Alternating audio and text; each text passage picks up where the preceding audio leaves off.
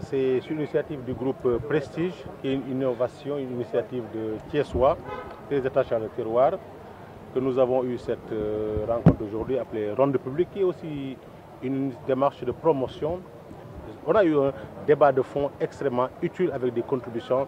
très enrichissantes sur la gestion des compétences transférées, les implications, les effets au niveau des collectivités locales de la région de Thiès. Il faut le noter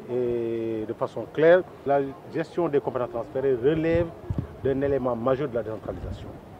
Le renforcer, l'enrichir, l'approfondir s'impose si on va aller plus loin en matière de décentralisation. Mais il ne s'agit pas simplement de transférer sur le papier des compétences. D'autant plus qu'on sait très bien que transférer des compétences ne signifie pas pour l'État de se décharger complètement, mais c'est mettre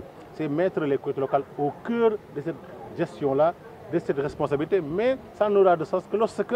une disposition également législative et réglementaire est très prononcée et respectée, c'est-à-dire le transfert concomitant de moyens. On sait qu'aujourd'hui au Sénégal, depuis 1996, nous avons 9 domaines de compétences qui sont transférés aux collectivités territoriales. Mais malheureusement, dans le cadre de la prise en charge financière, matérielle et logistique de ces compétences transférées, il n'y a que 3 à 4 qui sont prises en charge à travers les fonds de dotation de la décentralisation, même si on peut dire également que le fonds d'équipement des collectivités locales aide aussi à venir en appoint à la prise en charge de ces compétences, d'autant plus que tout ce qui est investi dans les collectivités locales également vient irriguer un peu de façon positive une compétence qui est transférée. Cependant, il faut se rendre compte qu'également le mode de financement, le choix des critères de répartition de ces fonds qui sont transférés de l'État central vers les collectivités locales mérite de faire l'objet d'une réflexion approfondie, mais surtout de réformes majeures. L'acte 3 n'aura de sens que lorsque une réforme, une politique financière plus accrue, plus audacieuse est menée, que lorsque également une formation, une mise à disposition de ressources humaines de qualité en application de la loi 2011 portant statut général des travailleurs des collectivités locales n'est appliquée définitivement et de la façon la plus tranchée. C'est pour cela qu'aujourd'hui, nous avons tous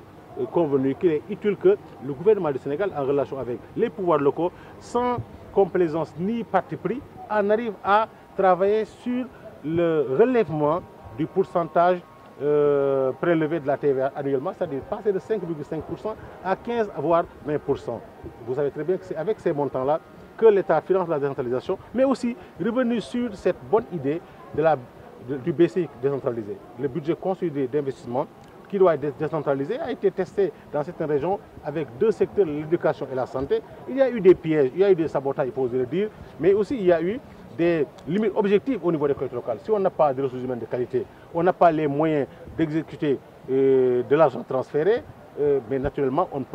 peut que constater un échec. Je pense qu'il faut tirer des leçons de ces difficultés-là en vue de pouvoir